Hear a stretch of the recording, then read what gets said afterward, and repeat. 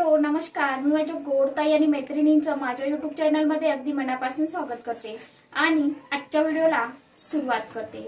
मनापासून सर्वांना आपल्या युट्यूब परिवाराला अगदी हृदयातून श्री स्वामी समर्थ आणि खरोखर आपल्या युट्यूब परिवाराचे आभार मानते आणि व्हिडिओला सुरुवात करते।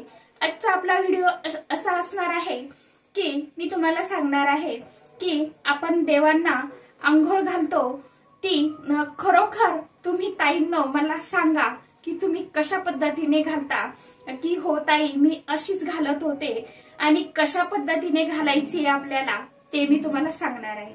हल्ली मीही अगोदर मला जेव्हा माहिती नव्हतं तेव्हा मीही त्याच चुका करत होते, परंतु आपल्याला माहित झाल्याच्या नंतर आता तुम्हाला माहित झालं तर तुम्हाला ती चूक करायची नाही। मी ही तशीच चूक करत होते आणि केली मी अगोदर, आता मला जेव्हापासून माहिती झालं तेव्हापासून मी करत नाही आणि मला असं वाटलं की माझ्या परिवाराला सांगावं, माझ्या फॅमिलीला सांगावं म्हणून मी तुम्हाला ते सांगत आहे। आणि उपायाचे व्हिडिओही आपल्या चॅनलवरती येतच राहणार आहे।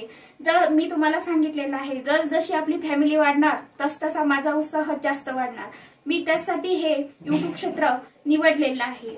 आता हे तुमच्यावरती डिपेंड आहे की मला तुम्हाला कितपत मोठं करायचं आहे आणि तुम्हाला माझ्याकडून मी एक असं काही स्मार्ट म्हणून तुम्हाला सांगत नाही, पण माझ्याकडून तुम्हाला जे घेण्यासारखं आहे ते तुम्ही घ्या आणि जे नसन घ्यायचं ते सोडून द्या। माझं पहिल्यापासून तेच आहे, परंतु तुम्हाला जे चांगलं वाटेल माझं म्हणजे माझ्या पद्धतीचं मी कशा पद्धतीने जगते आणि मी कशा पद्धतीने वागते तर ते तुम्हाला मी सांगत आहे। तुम्हाला जे पटेल ते घ्या, जे नाही पटलं ते सोडून द्या, काही हरकत नाही। तर काय करायचं, आता व्हिडिओकडे येऊया। काय करायचं आपण देवांना अंघोळ कशी घालतो, सकाळी आता कशी घालतो हे मी तुम्हाला सांगणार आहे आणि कशी घालायची तेही सांगणार आहे। तर आपण आता आपली अंघोळ वगैरे झाली की आपण काय करतो, देवपूजेकडे जातो, देवाला अंघोळ घालण्यासाठी जातो। तर मग आपण सगळं देवघरामधलं सगळे देव घेतो, सगळं एकखटी उचलून घेतो। तर आपल्याला तसं नाही करायचं। आपण जे देवघरामधले देव काढणार आहोत तर ते आपल्याला एकदम जमिनीवरती ठेवायचे नाही, खाली आपल्याला दुसरं ताट घ्यायचं आहे। एक स्टीलचं ताट घेतलं तरीही चालेल, काही हरकत नाही। आणि त्या ताटामध्ये आपल्याला सर्व देव काढून घ्यायचे किंवा तुमचा देवपूजेचा जो पाट असेल तो पाट तुम्हाला घ्यायचा आणि सगळे आपले देवघरातले आपल्याला देव काढून घ्यायचे, त्या पाटावरती ठेवायचे व्यवस्थित, असे इकडे तिकडे पडणार नाही। म्हणजे असे आपण उचलून घेतले आणि हा एक इकडे पडलाय तो एक इकडे पडला, आपण जसे देवघरात ठेवतो तसे सुटसुटीत आपल्याला मांडून ठेवायचे। आंघोळी पुरते का होईना ते आपण काढले देवघरातून, पाटावर ठेवायचे व्यवस्थित। आपल्याला आपलं देवघर स्वच्छ कपड्याने पुसून घ्यायचं, आपल्याला दुसरा कपडा टाकायचा। देवघरासाठी दोनच कपडे करा, पण आपण फारसे कपडे घालतो का आंघोळ केल्याच्या नंतर, धुतलेलेच घालतो ना, जुने का असो, आपण रोज नवीन तर कपडे घालत नाही, पण रोजचे धुवून स्वच्छ केलेलेच हे करतो ना। तर नाही साबण शॅम्पू लावली तरीही चालेल, परंतु नुसते पाण्यातून काढायचे। देवघरासाठी आपल्याला किमान 2-3 तरी कपडे करायचे। आपल्या ब्लाऊज पिसाचे करा आणि त्याला ज्या कडा असतात त्या कडा अवश्य शिवून घ्या, म्हणजे मशीनवरती टीप मारून घ्या। जे आपण तसे टाकतो की नाही देवाखालचा कपडा आणि त्याचे जे असे धागे लोंबेल असतात ना, अशा दशा लोंबेल असतात की नाही, तर ते आपल्याला तसं ठेवायचं नाही। त्याच्या कडा आपल्याला पूर्ण शिवून घ्यायच्या। म्हणतात की ते जसे त्याचे ते दोरे निघालेले असतात, दशा लोंबलेल्या असतात, तशा आपल्या दशा होतात। त्यासाठी आपल्याला चौकोनी कपडा पूर्णच चोहीकडून शिवून घ्यायचा आणि तोच आपल्याला देवघरात टाकायचा। रोज तो पाण्यातून काढायचा, वेगळा स्वच्छ पाण्यातून धुवून आपल्या मंदिरात टाकायचा देवघरात। आणि आता आपल्याला देवाला आंघोळ घालायची। आता मी तुम्हाला ते देव कशा पद्धतीने मांडायचे त्याचाही व्हिडिओ तुम्हाला मी लवकरच टाकेल, म्हणजे उद्या परवा या 2-3 दिवसामध्येच करेन तोही व्हिडिओ। एका व्हिडिओमध्ये सांगायला मला काही अडचण नाही, परंतु व्हिडिओ खूप मोठा होतो आणि तर काय करायचं, आपण आपले मंदिरातले जे देवघरामधले जे देव आहे ते देवघर पूर्ण एका पाटावरती ठेवून घ्यायचे. देवघर आपलं स्वच्छ थोडंसं ओल्या कपड्याने पुसून घ्यायचं आणि आपल्याला काय करायचं, तो आपला धुतलेला कपडा देवघरात टाकून द्यायचा, असा अंथरून घ्यायचा. आणि नंतर मग सर्वात प्रथम आपल्याला काय लावायचं, दिवा लावायचा आणि नंतर धूप अगरबत्ती लावायची आणि नंतर आपल्याला पूजेला सुरुवात करायची. आता सुरुवात कशी करायची, आता आपण ज्या देवाला गुरु मानतो, आता तुम्ही भलाई तुमच्या इच्छेने मानत असाल, आता तुम्ही भोले बाबांना मानता की गजानन बाबांना मानता की स्वामी महाराजांना मानता की कोणत्या इतर देवांना मानता, आता जशी तुमची इच्छा. माझं तसं काही नाही, परंतु फक्त आपण म्हणजे गुरु मानतो की नाही, तर असं म्हणतात की गुरुंना आपण ज्यांना गुरु मानतो त्यांना आधी स्नान घालावं, असं मला माहिती आहे आणि मी ऐकलेलं आहे म्हणून तुम्हाला सांगत आहे. मीही तेच करते म्हणून तुमच्यासोबत सांगत आहे. तर सर्वात प्रथम पहिले आपल्याला काय करायचं, गणपती बाप्पांना सर्वात आधी गणपती बाप्पांना स्नान घालायचं. गणपती बाप्पा धुवून पुसून त्यांच्या जागेवर ठेवायचे म्हणजे आपल्या देवघरामध्ये, आणि जे आपण इकडे पाटावर ठेवलेले देव आहे ते तसेच राहू द्यायचे. आणि आपल्याला एकदम असे ताम्हणामध्ये सर्व देव ठेवायचे नाही आणि वरतून पाणी ओतायचं नाही. काय करायचं, एक आपलं देवाची जी प्लेट असते, ताम्हण असतं, त्यामध्ये आपल्याला आता सदा उठणं आपल्याला हे होत नाही, तर एक छोटासा तांब्या घ्या, काही घ्या भांड, आणि एक ताम्हण घ्यायचं.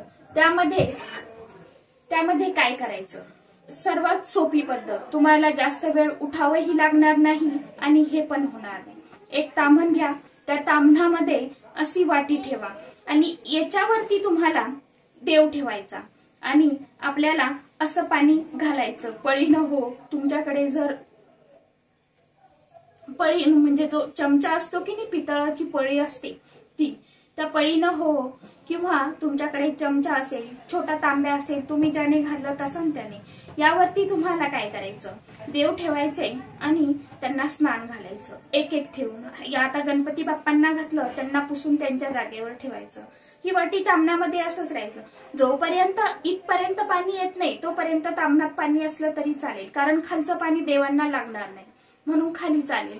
आता जेव्हा या वाटीवरती जर पाणी येईल समजा, तर ते पाणी तुम्हाला ताम्हणातलं पाणी काढून घ्यायचं, एखाद्या भांड्यामध्ये टाकायचं. तुमचे देव जास्त असतील तर असं करायचं. तुम्ही एकत्र मांडायचे नाही आणि एकत्र आपल्याला देव धुवायचे नाही. एक एक करूनच असा मांडायचा, वाटी ठेवायची, त्यावर सोपं आहे ना, हल्ली किती वेळ लागणार आहे. तर आपल्याला असे एक एक देव धुवून काढायचे, म्हणजे आंघोळ घालायची आणि स्वच्छ पुसून त्यांच्या जागेवर त्यांना ठेवायचं. तर आपल्याला काय करायचं, सर्वात वरच्या पायरीवर आपल्याला तुमचा देवघर जे आहे ते तुम्हाला ईशान्य कोपऱ्यातच ठेवायचं आहे. आणि आता जागा नसेलच, आता जर जागा नसेलच, त्यांनी काय करायचं, तर काही हरकत नाही, मनात शंका आणायची नाही. फक्त शास्त्रामध्ये असं सांगितलेलं आहे की जो ईशान्य कोपरा आहे तो देवघरासाठी खूप चांगला सांगण्यात आलेला आहे.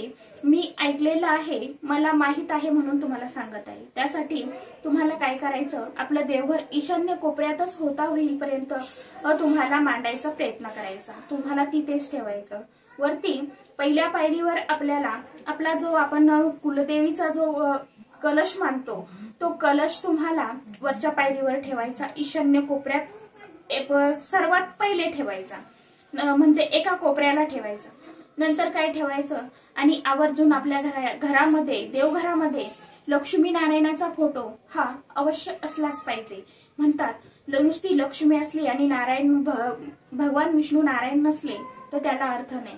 तर फोटो कसा ठेवायचा, जिथे भगवान विष्णू नारायणाचे लक्ष्मी माता पाय दाबत आहे तो फोटो आपल्या स्वामी केंद्रामध्ये मिळतो तो फोटो तुम्हाला केंद्रातून आणायचा आहे आणि फोटो काही जास्त 30 रुपयापर्यंत फोटो भेटतो लक्ष्मीनारायणाचा।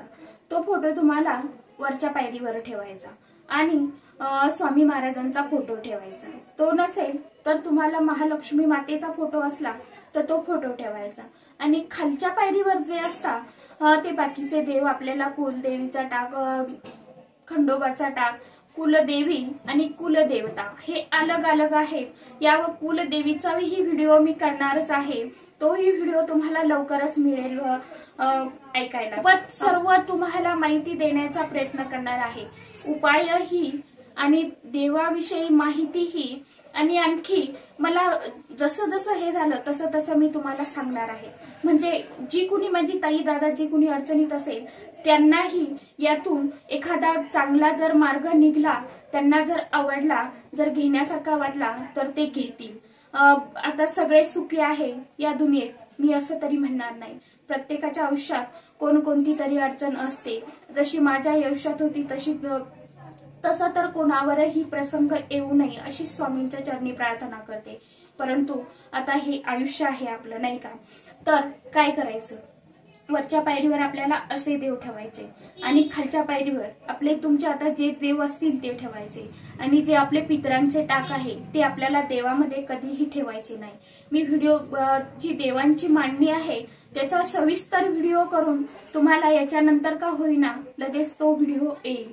अशा प्रकारे तुम्हाला हे करायचं आहे, आपल्याला देवाला आंघोळ घालायची आहे, अशा पद्धतीने घाला तुम्ही। मी जे सांगते मी खरोखर मी अगदी माझी आता तुम्हाला काय सांगू, मी त्याची तुम्हाला शपथ घेऊन सांगेल की मी खरोखर जे अनुभवलं आहे तेच तुमच्यासोबत शेअर करत आहे। मी खूप काही संकटात होते, मी खूप काही दुःखात होते, परंतु त्यामधून मी कशी सावरले, कशी वरती आले आणि कसा मी मार्ग शोधला ते फक्त मलाच माहित आहे। मी काय काय केलं, कोणत्या कोणत्या सेवा केल्या, कोणती भक्ती केली हे फक्त मलाच माहिती आहे। माझ्या व्यतिरिक्त कोणालाच माहित नाही, फक्त माझ्या देवाला आणि मलाच माहित आहे। याच्या व्यतिरिक्त दुसरं कोणाला माहित नाही मी काय केलं आणि कसं केलं म्हणून, ते मी तुम्हाला सांगत आहे।